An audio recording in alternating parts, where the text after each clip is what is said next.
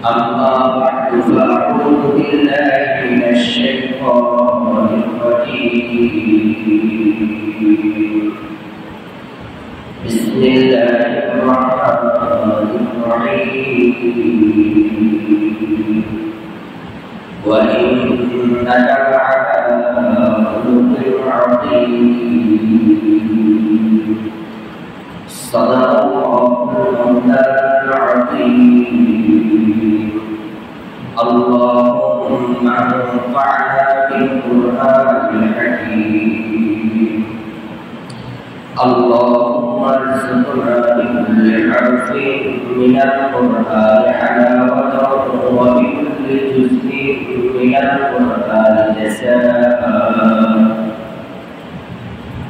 عن أبي هريرة رضي الله تعالى عنه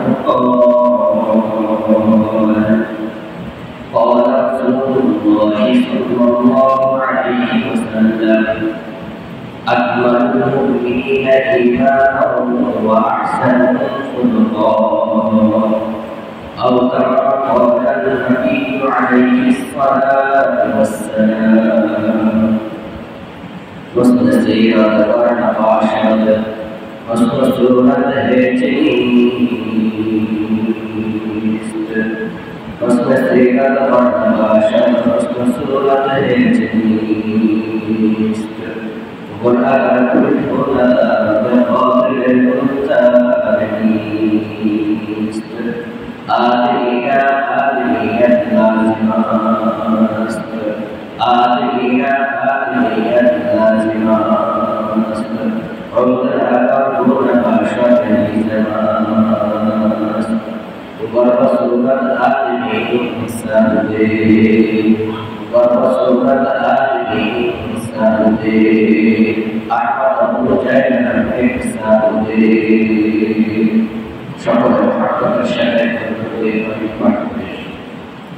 اللهم صل على محمد وعلى آل محمد كما صليت على إبراهيم وعلى آل إبراهيم إنك حميد مجيد اللهم بارك على محمد وعلى آل محمد كما باركت على إبراهيم وعلى آل إبراهيم إنك حميد مجيد اللهم صل على محمد كلما ذكره الذاكرون وكلما غفل عن ذكره الغافلون قالوا سبحانك لا علم لنا إلا ما علمتنا إنك أنت العليم الحكيم معزز محترم সম্মানিত মুসলিমদের একরাম মহান আল্লাহ রাব্বুল আলামিনের দরবারে অসংখ্য অগণিত শুকর যে আল্লাহ রাব্বুল আলামিন দয়া করে মহব্বত করে ভালোবেসে তার উপরে সবার আগে এসে হাজিরা দেওয়ার তৌফিক এনায়েত করেছে এই জন্য হৃদয়ের গভীর থেকে মহব্বতের সাথে একবার কালিমাতুশ শুকর আদায় করে সবার আলহামদুলিল্লাহ رسول كريم صلى الله عليه وسلم ارشاد করেন مسلم شريف الحديث عن أبي هريرة رضي الله تعالى عنه قال رسول الله صلى الله عليه وسلم إن الله لا ينظر إلى أجسامكم ولا إلى صوركم ولكن ينظر إلى قلوبكم وإلى أعمالكم হযরত আবু হুরায়রা রাদিয়াল্লাহু তাআলা আনহু থেকে বর্ণিত রাসূল করিম সাল্লাল্লাহু আলাইহি ওয়াসাল্লাম ইরশাদ করেন যে নিশ্চয়ই আল্লাহ রাব্বুল আলামিন মানুষের শরীরের দিকে তাকান না, মানুষের সূরতের দিকে তাকান না। আল্লাহ তাআলা তাকান মানুষের কলবের দিকে, মানুষের আমলের দিকে। সুবহানাল্লাহ। হযরত আবু হুরায়রা রাদিয়াল্লাহু তাআলা আনহু থেকে আরেকটি হাদিস যেটি তিরমিজি শরীফে বর্ণিত আছে। রাসূল করিম সাল্লাল্লাহু আলাইহি ওয়াসাল্লাম ইরশাদ করেন, আকমালুল মুমিনিনা ঈমানা ওয়া আহসানুহুম খুলুকা। মুমিনদের ঈমান পরিপূর্ণ হয়ে যায়, ওই ব্যক্তির ঈমান পরিপূর্ণ হবে যার আখলাক যত সুন্দর হবে। যার আখলাক যত সুন্দর তার ঈমান তত পরিপূর্ণ। আকমালুল মুমিনিনা ঈমানা ওয়া আহসানুহুম খুলুকা। যার আখলাক যত সুন্দর তার ঈমান তত বেশি পরিপূর্ণ। এর দ্বারা বোঝা যায় মুসলমানদের আখলাক সুন্দর হওয়া উচিত। মুসলমানদের আখলাক যত সুন্দর হবে তার ঈমান তত বেশি চমৎকার হবে, পরিপূর্ণ হবে, সে তত বেশি দামি হবে, জান্নাতের মধ্যে তার মাকাম তত বেশি হবে। ফলের দ্বারা কাছের পরিচয়, আমলের দ্বারা মুমিনের পরিচয়। ফলের দ্বারা যেমন গাছের পরিচয়, যে ফল যত মিষ্টি মানুষ ওই গাছের প্রতি তত বেশি যত্ন দেয়। যে ফল যত মিষ্টি, যে ফল যত সুস্বাদু, ওই গাছের প্রতি মানুষ তত বেশি যত্ন নেয়। ঠিক তদ্রূপভাবে যার আখলাক যত বেশি সুন্দর, মনে করতে হবে সেই মানুষ হিসেবে তত বেশি চমৎকার।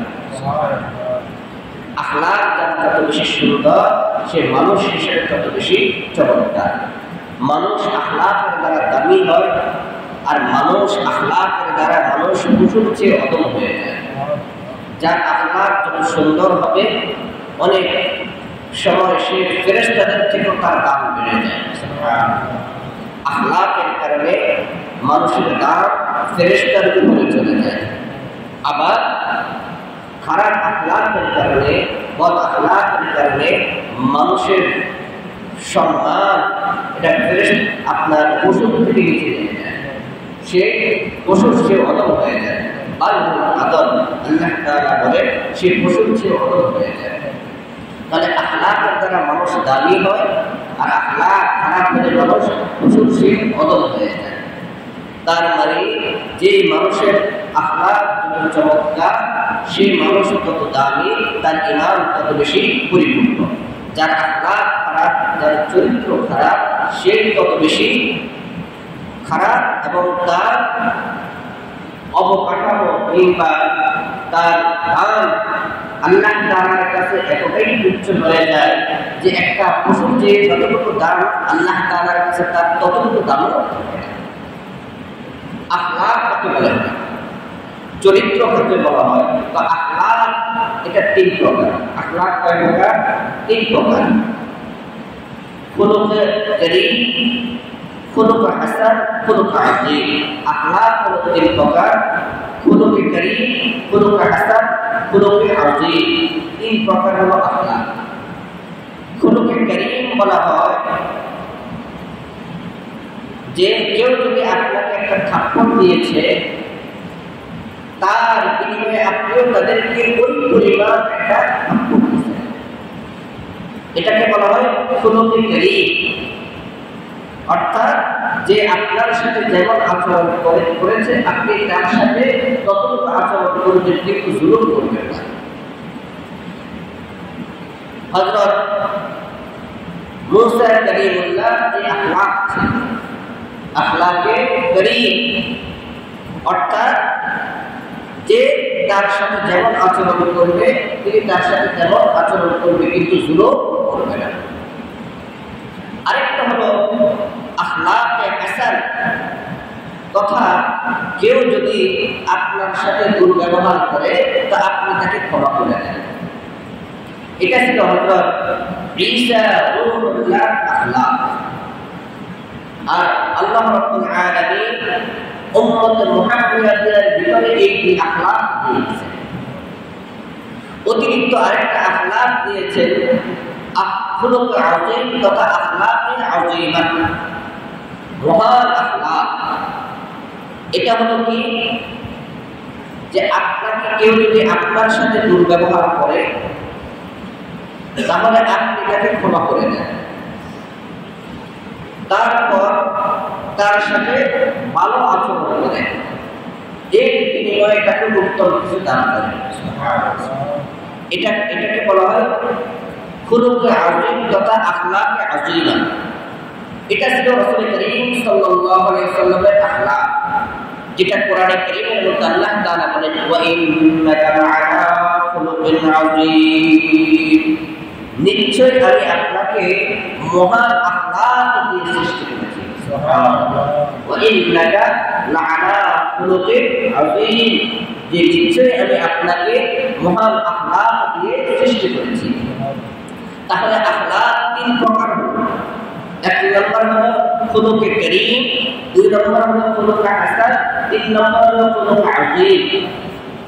এখন আমরা যদি একটু গভীরভাবে চিন্তা ফিকির করি যে এই তিন আখলাকের মধ্যে থেকে কোন একটা আখলাক আমাদের মধ্যে আছে কিনা, যদি গভীরভাবে আমরা চিন্তা ফিকির করি তাহলে দেখতে পাবো এই তিনটা আখলাকের কোন একটা আখলাক আমাদের মধ্যে আছে।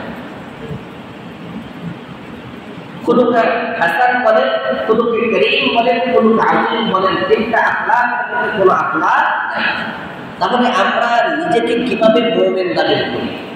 অথচ আল্লাহর হাবিব রাসূল করিম সাল্লাল্লাহু আলাইহি ওয়াসাল্লাম বলেন আকমালুল মুমিনিনা ঈমানান ওয়া আহসানুহুম খুলুকা, যার আখলাক যত সুন্দর তার ঈমান তত বেশি পরিপূর্ণ। তাহলে ঈমান পরিপূর্ণ হওয়ার জন্য আখলাক পরিপূর্ণ হওয়া শর্ত। হাদিস শরীফের মধ্যে আছে যে হুসনুল আখলাক, মানুষের সাথে ভালো ব্যবহার করে এটা কিয়ামতের মাঠে মিজানের পাল্লায় ওজন দেওয়া হবে। সুবহানাল্লাহ। এবং এই ওজনটা সবচেয়ে বেশি ভারী হবে। সুবহানাল্লাহ। হাদিস শরীফের মধ্যে আছে রাসূল সাল্লাল্লাহু আলাইহি ওয়াসাল্লাম বলেন যে ব্যক্তি কোন মুমিন ব্যক্তিকে যত তাড়াতাড়ি আল্লাহ মাফ করে দিবে, কোন কারণে তার উপর অসন্তুষ্ট হয়ে গেছে, মুমিন বান্দা তার অপর মুমিন ভাইকে যত তাড়াতাড়ি মাফ করে দিবে তো আল্লাহ তাআলা তাকে তত তাড়াতাড়ি হাসরের মাঠের মধ্যে বিচারের কাজ শেষ করে জান্নাতে ছেড়ে দেবে। সুবহানাল্লাহ। একবার রাসূল করিম সাল্লাল্লাহু আলাইহি ওয়াসাল্লাম এক সাহাবীর ব্যাপারে বললেন হাযা রাজুলু ফিল জান্নাহ, এই লোকটা জান্নাতি মানুষ, এই লোকটা জান্নাতি মানুষ। সকল সাহাবী তো জান্নাতি, সকল সাহাবী তো জান্নাতি রাদিয়াল্লাহু আনহুম ওয়া রাদু আন। তাদের ব্যাপারে আল্লাহ তাআলা ঘোষণা করে দিয়েছেন যে সকল সাহাবীদের উপর আমি খুশি, তারাও আমার উপর খুশি, সকল সাহাবী জান্নাতি। তারপরে রাসূল করিম সাল্লাল্লাহু আলাইহি ওয়াসাল্লাম টার্গেট করে বললেন যে এই যে লোকটাকে দেখতেছো এই লোকটা হলো জান্নাতি মানুষ। তখন এক সাহাবী চিন্তা করলো এই লোকের ভিতরে এমন কি আমল আছে যার কারণে রাসূল করিম সাল্লাল্লাহু আলাইহি ওয়াসাল্লাম তাকে জান্নাতি মানুষ বলেছেন, আমি সেই আমলটা দেখব। এই কথা বলে রাসূল করিম সাল্লাল্লাহু আলাইহি ওয়াসাল্লামের এই কথা শুনে ওই সাহাবী, যে সাহাবীকে জান্নাতি মানুষ বলছেন, ওই সাহাবীর বাড়িতে গিয়ে বললেন যে আমি 3 দিনের জন্য আপনার মেহমান হতে চাই। তখন তিনি বললেন ঠিক আছে আপনি মেহমান হন। একদিন গেল, দ্বিতীয় দিন গেল, তৃতীয় দিন যখন তিনি বিদায় হবেন তখন তিনি বলতেছেন দেখো আমি তোমার এখানে মেহমান হওয়া আমার মাকসাদ না, আমার মাকসাদ হলো তোমাকে আল্লাহ রাসূল সাল্লাল্লাহু আলাইহি ওয়াসাল্লাম জান্নাতি মানুষ বলছেন, তাহলে অন্যের তুলনায় তোমার ভিতরে এমন কি আমল আছে যার কারণে আল্লাহ রাসূল তোমাকে জান্নাতি মানুষ বলছেন, এই বিষয়টা আমি দেখার জন্য তোমার বাড়ির মধ্যে বিবির অবস্থান করেছি। তবে অন্যের তুলনায় তোমার ভিতরে অতিরিক্ত কোনো আমল দেখি নাই। এখন তুমি বলো এমন কোন আমল করো যার কারণে আল্লাহ রাসূল সাল্লাল্লাহু আলাইহি ওয়াসাল্লাম তোমাকে জান্নাতি মানুষ বলছেন।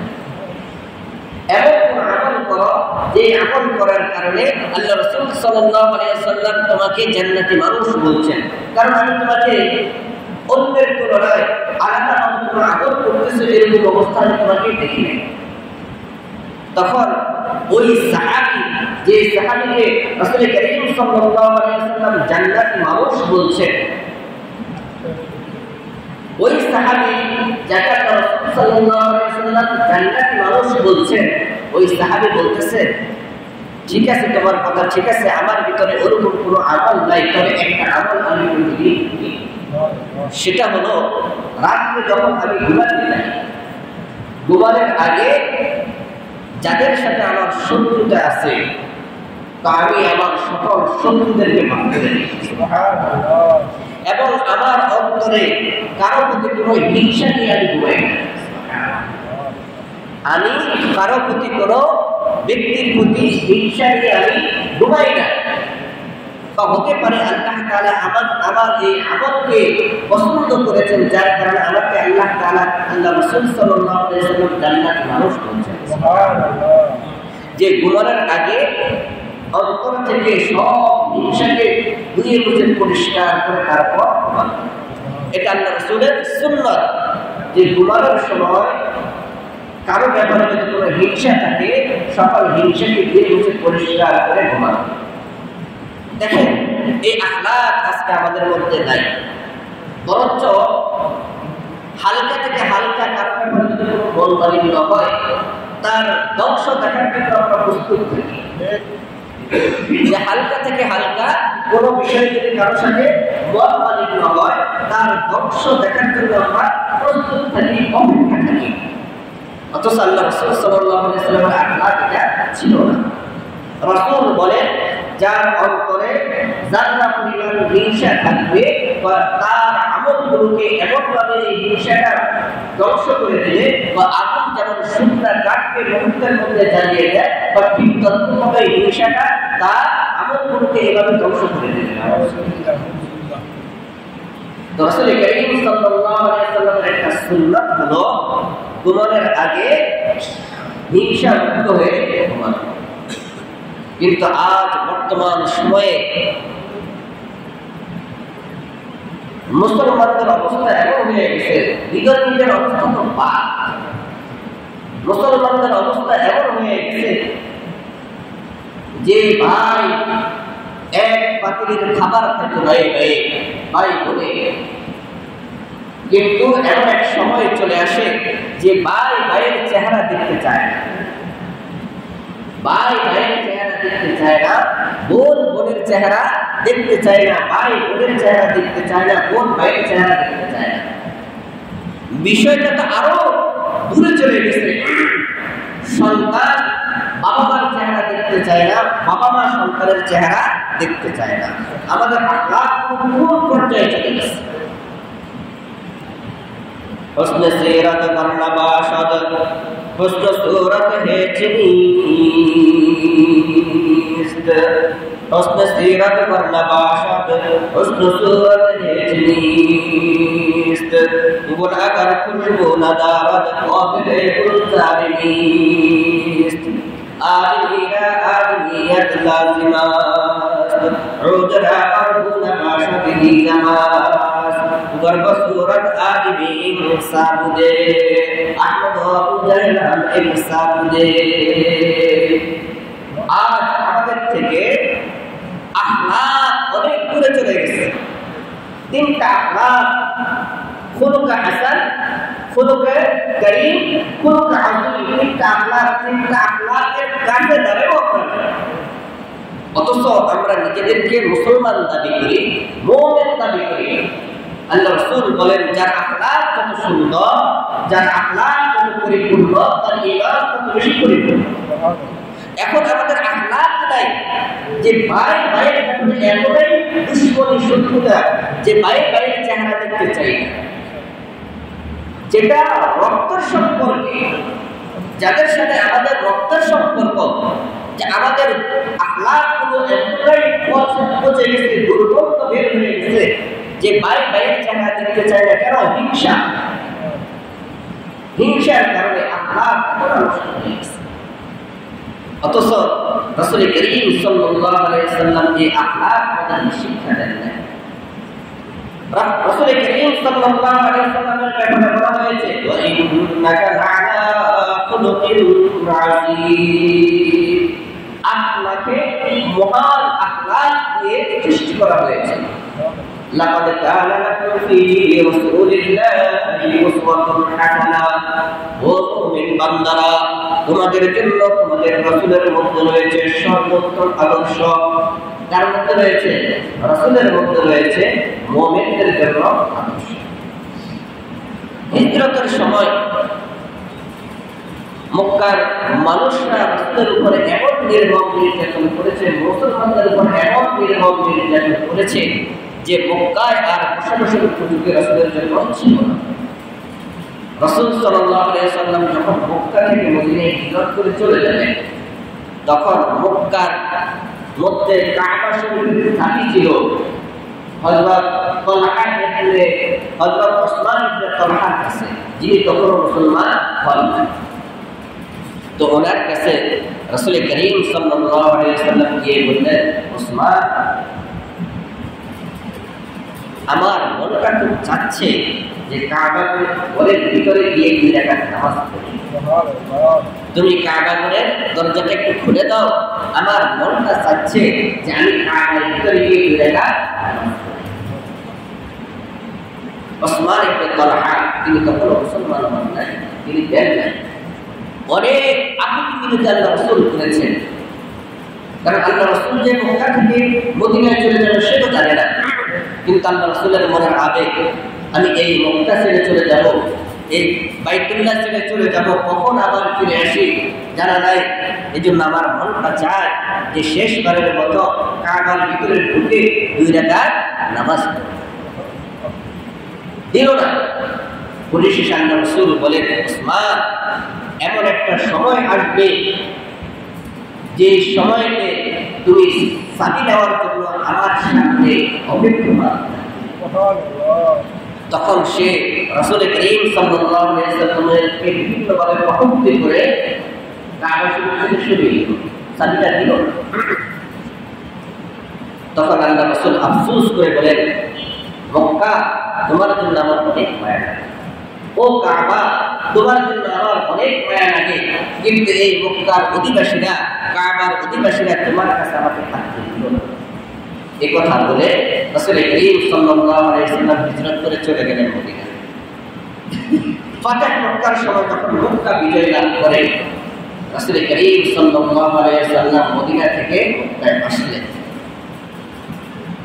দীর্ঘ কয়েক বছর পরে রাসূল করিম সাল্লাল্লাহু আলাইহি ওয়াসাল্লাম বিজয় এসে মদিনা থেকে মক্কায় আসলেন। ফাতহ মক্কা হলো মক্কা বিজয়। তখন তো মক্কার যারা কাফির ছিল তাদের পরিচয় পারি নাই যে আমরা মুসলমানদের উপর এত নির্মম নির্যাতন করেছি, আজকে আমাদের কোনো রক্ষা নাই। কাফের মহিলারা এরকম সবাই পরস্পর কোথায় ঢুকাবে, এই বিষয়টা চিন্তা করে হয়রান ছিল যে আজকে কারো ইজ্জত থাকবে না। কারণ আমরা যে পরিমাণ মুসলমানদের উপর নির্যাতন নিপীড়ন করেছি, আজকে আর আমাদের রক্ষা নাই। কিন্তু আল্লাহ রাসূল সাল্লাল্লাহু আলাইহি ওয়াসাল্লাম সকলকে ক্ষমা করে দিলেন। সুবহানাল্লাহ। সকলকে ক্ষমা করে দিলেন, বলে দিলেন যে ব্যক্তি দরজা বন্ধ করে ঘরে আশ্রয় নেবে তাকে আজকে আর কোনো গ্রেফতার করা হবে না। যে কাবার গিলাফ করে থাকবে তাকে আর কোনো শাস্তি দেওয়া হবে না। যে আবু সুফিয়ানের ঘরে আশ্রয় নিয়ে থাকবে তাকে আর কোনো প্রতিশোধ নেওয়া হবে না। আম ক্ষমা ঘোষণা করে দিলেন। এখন রাত্র গভীর হয়ে গেল, মহিলারা তো আতঙ্কে আছে যে যে কোনো মুহূর্তে আমাদের ইজ্জত নষ্ট হয়ে যেতে পারে, কারণ অন্যান্য সময় তারা যে আচরণ করত। দেখা গেল রাত্র গভীর হয়ে গেছে, এখন পুরুষদেরকে বলতেছে তোমরা একটু বাইরে যাই দেখো ওই মুসলমানদের তো কোনো আওয়াজ শোনা যাচ্ছে না, পাওয়া যাচ্ছে না, এরা কোথায়। পুরুষরা বের হয়ে দেখল মুসলমানরা কাবা শরীফের ভিতরে গিয়ে আল্লাহ তাআলার সামনে সিজদার মধ্যে পড়ে কান্নাকাটি করতেছে, শুকরিয়া আদায় করতেছে। কেউ কাবা ঘরের ভিতরে, কেউ কাবার চত্বরে, কেউ হাজিমে কাবার মধ্যে, কেউ মাকামে ইব্রাহিমের মধ্যে আল্লাহ তাআলার ইবাদতের মধ্যে মশগুল। তখন তারা চিন্তা করলো আমরা ভাবতেছি কি তারা করতেছে। তখন ওই যে ওসমান ইবনে তালহা যে রাসূল করিম সাল্লাল্লাহু আলাইহি ওয়াসাল্লামকে কাবার চাবিটা দিল না, কাবা শরীফের দরজাটা খুললো না, তাকে বলল ওসমান এখন তো চাবির মালিক। রাসূল সাল্লাল্লাহু আলাইহি ওয়াসাল্লাম খুললেন, ভিতরে ঢুকলেন, মূর্তিগুলো পরিষ্কার করলেন, নামাজ পড়লেন, বের হয়ে আসলেন। এখন সাহাবায়ে কেরাম সবাই আগ্রহ প্রকাশ করতেছে যে আমার কাছে কাবার চাবি থাকবে। সকল সাহাবীরা আগ্রহ প্রকাশ করতেছে এটা সম্মানে যে কাবার চাবিটা আমার কাছে। ওসমান ইবনে তালহা তিনি তো আতঙ্কিত, আমি আল্লাহ রাসূলের সাথে একটু দুর্ব্যবহার করেছি, আজকে জানি আমার কি অবস্থা হয়। অদূরে দাঁড়িয়ে আছে আর দৃশ্যগুলো দেখতেছে, সাহাবায়ে কেরামরা আগ্রহ প্রকাশ করতেছে, আমার ওই সাহাবী বলতেছেন আমাকে দেন, ওই সাহাবী বলতেছেন আমাকে দেন। সকল সাহাবীরাই উঁচু মাকামে উঁচু মর্যাদার দিলেন। রাসূল করিম সাল্লাল্লাহু আলাইহি ওয়াসাল্লাম ওসমান ইবনে তালহাকে ডেকে বললেন তুমি আমার সাথে যে দুর্ব্যবহার করেছ আমি তোমার সাথে সেই দুর্ব্যবহার করব না। ধরো আমি তোমাকে চাবি দিলাম, শুধু তোমাকে চাবি দিলাম এটা নয়, কিয়ামত পর্যন্ত তোমার বংশের মধ্যে এই কাবার চাবি থাকবে এবং এই কাবারের হেফাজতের জিম্মাদার হবে তোমার বংশের মধ্যে। এখনো সেই ওসমান ইবনে তালহার বংশের মধ্যে কাবার চাবি। রাসূল করিম সাল্লাল্লাহু আলাইহি ওয়াসাল্লামের সাথে কেমন ব্যবহার করলেন আর আল্লাহ রাসূল তার প্রতিদান কেমন দিলেন, এটাকে বলা হয় খুলুকে আযীম। কেউ যদি তোমার সাথে খারাপ ব্যবহার করে তুমি তাকে ক্ষমা করে দাও, তুমি তাকে ক্ষমা করে দাও, তার সাথে উত্তম ব্যবহার করে এবং এর বিনিময়ে তাকে অন্য কোনো কিছু দিয়ে দাও, এটাকে বলা হয় খুলুকে আযীম। তাহলে খুলুক কয় প্রকার? তিন প্রকার। খুলুকে কারীম, খুলুকে হাসান, খুলুকে আযীম। খুলুকে কারীম হলো কেউ আপনাকে একটা থাপ্পড় দিয়েছে তো তার সমান আপনি একটা থাপ্পড় দেন। কিন্তু এখন সমাজের মধ্যে প্রচলন হলো যে ইট দিলে ইট মারলে পাটকেল খেতে হয়, পাথর খেতে হয়, তার মানে জুলুম করতে হয়। কেউ আমাকে ইট মারবে তার বিনিময়ে আমি তাকে পাথর মারব, তার মানে জুলুম শিক্ষা দিচ্ছে। অথচ ইসলাম কত সুন্দর যে হ্যাঁ তুমি যদি প্রতিশোধ নিতেই চাও তাহলে যে পরিবার তোমার উপর জুলুম করেছে সেই পরিবার উচিত হলো তাকে ক্ষমা করে দাও। তুমি যদি প্রতিশোধ নিতে চাও তাহলে যে পরিবার তোমার উপর করা হয়েছে এই পরিবার। এটা ছিল ইহুদিদের উপর হযরত মুসা কালিমুল্লাহর উপর খুলুকে কারীম। আর খুলুকে হাসান হলো যে কেউ যদি তোমার সাথে দুর্ব্যবহার করে তুমি তাকে ক্ষমা করে দাও। একবার হযরত ঈসা রূহুল্লাহকে এক লোক গালি দিচ্ছে, হযরত ঈসা রূহুল্লাহ তাকে বললেন এটা হলো খুলুকে হাসান। কেউ যদি খারাপ ব্যবহার করে তার বিনিময়ে তার সাথে ভালো ব্যবহার করা। আর খুলুকে আযীম এটা খুলুকে হাসান আর খুলুকে কারীমের থেকে অনেক অনেক অনেক করতে। সেটা হলো কি কেউ যদি তোমার সাথে দুর্ব্যবহার করে তো তুমি তাকে ক্ষমা করে দাও, তাকে এর বিনিময়ে তাকে মাফ করে দাও। প্রথমে তোমার রাগকে কন্ট্রোল করে তাকে ক্ষমা করে দাও, তার সাথে ভালো ব্যবহার করো, তাকে উত্তম বিনিময়। যেমন আল্লাহ রাসূল সাল্লাল্লাহু আলাইহি ওয়াসাল্লাম ওসমান ইবনে তালহার সাথে শুধু তাই নয়, উহুদের ময়দানে রাসূল করিম সাল্লাল্লাহু আলাইহি ওয়াসাল্লাম সাহাবায়ে কেরামের একটা দলকে বললেন যে তোমরা পাহাড়ের এই চূড়ার মধ্যে এই আপনার দুই পাহাড়ের মাঝখানে যে জায়গায় এখানে তোমরা অবস্থান করবা, খবরদার এখান থেকে কখনো তোমরা পলায়ন করো না, বেরিয়ে যেও না, এখানে তোমরা অবস্থান করবা যতক্ষণ পর্যন্ত যুদ্ধ শেষ না। উহুদের যুদ্ধ চলতেছে, মুসলমানরা বিজয় লাভ করছে, কাফেররা পলায়ন করতেছে। এখন এই সাহাবীদের মধ্যে যাদেরকে এখানে অবস্থান করতে বলেছে দুই পাহাড়ের চূড়ার মধ্যে, এখন তাদের মধ্যে পরস্পর একটা ইখতিলাফ হয়ে গেছে। কে বলতেছে যে আমাদের তো এখন প্রয়োজন নাই, কারণ যুদ্ধ তো বিজয় লাভ করছে, কাফেররা পলায়ন করছে, তো আমরা এখন চলে যাই। আরেকজন বলতেছে না, আল্লাহ রাসূল বলছেন এখান থেকে আমরা সরব না। যদিও তাদের দুজন ইজতিহাদের কথা বা ইজতিহাদের মধ্যে ছিল, কারণটা ইজতিহাদ ভুল হয়েছে, কারণটা ঠিক হয়েছে, কিন্তু এই যে তারা এখান থেকে সরে গেছে, সরে যাওয়ার কারণে খালিদ ইবনে ওয়ালিদ রাদিয়াল্লাহু তাআলা আনহু, যিনি তখন মুসলমান হন নাই, তিনি তখন কাফিরদের একটা দল নিয়ে মুসলমানদের উপর আক্রমণ করছে, এমন কঠোর আক্রমণ করেছে যার কারণে 70 জন মুসলমান শহীদ হয়ে গেছে। কতজন? 70 জন মুসলমান শহীদ হয়ে গেছে। রাসূল করিম সাল্লাল্লাহু আলাইহি ওয়াসাল্লাম গুরুতরভাবে আহত হয়েছে, যে ওনার দান্দান মুবারক শহীদ হয়ে গেছে। তাহলে কত মারাত্মকভাবে আহত হয়ে গেছে। এখন রাসূল করিম সাল্লাল্লাহু আলাইহি ওয়াসাল্লাম ওই যে সকল সাহাবীরা সেখান থেকে সরে গেছে, তো তাদের সাথে কেমন আচরণ করা দরকার? কিন্তু আল্লাহ তাআলা বলেন ফা'ফু আনহুম, তাদেরকে ক্ষমা করে দাও। ফা'ফু আনহুম, তাদেরকে ক্ষমা করে দাও। ওয়াস্তাগফির লাহুম, তাদের জন্য আপনি ক্ষমা প্রার্থনা করেন। ওয়াশাবিরহুম ফিল আমরি, শুধু তাই নয়, তাদেরকে ক্ষমা করবেন, তাদের জন্য আমার কাছে ক্ষমা প্রার্থনা করবেন, শুধু তাই নয়, আপনি আপনার বিশেষ পরামর্শের মধ্যে, পরামর্শ সভার মধ্যে তাদেরকেও শরীক করেন। এটা হলো আল্লাহ রাসূলের আখলাক, এটা হলো আল্লাহ রাসূলের আখলাক।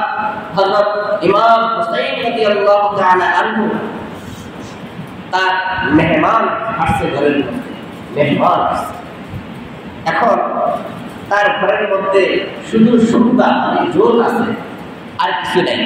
তখন বাদীকে বলল যে তুমি ওই জোলটা একটু গরম করে নিয়ে আসো। তো বাদী ওই জোলটা, ওই সুরবাটা গরম করে নিয়ে আনার সময় হযরত হুসাইন রাদিয়াল্লাহু তাআলা আনহুর শরীরের মধ্যে চলে গেছে। এখন বলেন তো দেখি, একজন বাদী হযরত হুসাইন রাদিয়াল্লাহু তাআলা আনহুর শরীরের মধ্যে গরম জোল সুরবা ফেলে দিছে, তখন মেজাজটা কি পরিমাণ গরম হবে। তখন বাদী তো সেই হুসাইন রাদিয়াল্লাহু তাআলা ঘরের বাদী, ওই তরবিয়ত নিয়ে তো আসছে। হযরত হুসাইন রাদিয়াল্লাহু তাআলার চেহারার দিকে তাকালেন, তিনি রাগ হয়ে গেলেন। তখন ওই বাদী কোরআন শরীফের একটা আয়াত পড়লেন, ওয়াল কাযিমিনাল গায়জ ওয়াল আফিনা আনিন নাস আল্লাহু ইউহিব্বুল মুহসিনিন ওয়াল কাযিমিনাল গায়জ, যে ব্যক্তি গুসাকে গিলে ফেলে অর্পণ করে, আয়ত্ত করে নেয়। এই কথা বলার সাথে সাথে হযরত হুসাইন রাদিয়াল্লাহু তাআলা একদম স্বাভাবিক হয়ে গেলেন। ওয়াল আফিনা আনিন নাস, দ্বিতীয় অংশ যখন পড়লেন, হুসাইন রাদিয়াল্লাহু তাআলা বলেন, যাও তোমাকে আমি ক্ষমা করে দিলাম। সুবহানাল্লাহ। দ্বিতীয় অংশ যখন পড়লেন, আল্লাহু ইউহিব্বুল মুহসিনিন, যে আল্লাহ তাআলা ইহসানকারীদেরকে মহব্বত করেন। হযরত ইমাম হুসাইন রাদিয়াল্লাহু তাআলা আনহু বললেন, যাও আমি তোমাকে আযাদ করে দিলাম আল্লাহ তাআলা। সুবহানাল্লাহ। দেখেন এখানে আমাদের আখলাকগুলো আর ওদের আখলাকগুলো মিলান। এর কাছে দাঁড়াও আমরা নাই, কি পরিমাণ রাগ হওয়ার কথা, সেখানে বাদীকে আযাদ করে দিয়েছেন। तो जाओ सुन्नत अहमद पूजा बा मोहम्मद का निस्बत तुरा खिलाफे पैगंबर फसेरा गुसीर या हर दिल को मंजिल नखा नसीब। عن أبي هريرة رضي الله تعالى عنه قال قال رسول الله صلى الله عليه وسلم أكمل المؤمنين إيمانا وأحسنهم خلقا। হযরত আবু হুরায়রা রাদিয়াল্লাহু তাআলা আনহু থেকে বর্ণিত, আল্লাহ রাসূল সাল্লাল্লাহু আলাইহি ওয়াসাল্লাম ইরশাদ করেন, যার আখলাক কত সুন্দর তার ঈমান কত সুন্দর, যার আখলাক কত পরিপূর্ণ তার ঈমান তত বেশি পরিপূর্ণ। যার আখলাক কত সুন্দর তার ঈমান কত সুন্দর, যার আখলাক কত পরিপূর্ণ তার ঈমান কত পরিপূর্ণ। এখন কেউ কারো হিসাব দিতে হবে না, আমরা যদি নিজের হিসাবটা নিজে করি, দেখব যে মুসলমানদের যে আখলাক থাকা দরকার তার কাছে দ্বারাও আমরা নেই, অথচ আমরা জান্নাতের তামান্না রাখি, অথচ আমরা জান্নাতে যাওয়ার আকাঙ্ক্ষা রাখি। কিন্তু যার অন্তরে যারা পরিমাণ হিংসা থাকবে, আল্লাহ রাসূল বলেন সে জান্নাতে, যে যত তাড়াতাড়ি কাউকে ক্ষমা করে দিবে, আল্লাহ রাসূল বলেন জান্নাতে সে তত তাড়াতাড়ি যাবে। দুনিয়ার জমিনে কেউ যদি কারো দোষ গোপন রাখে বা আল্লাহ তাআলা কিয়ামতের দিন তার দোষ গোপন রাখবেন, তাকে তত তাড়াতাড়ি গোপন রেখে জান্নাতে দিয়ে দিবেন যেন ফেরেশতারা তার দোষ প্রকাশ করার সময় না। দেখেন আমরা কোথায়, সাহাবীরা কোথায় ছিলেন, আল্লাহ রাসূলের আখলাক কোথায়, একটু চিন্তা করা দরকার। আল্লাহ তাআলা আমাদের সকলকে আখলাকে হাসানা, আখলাকে করিমা, আখলাকে আযীমা দান করেন। সকলে আমিন। ওয়া মা আলাইনা ইল্লাল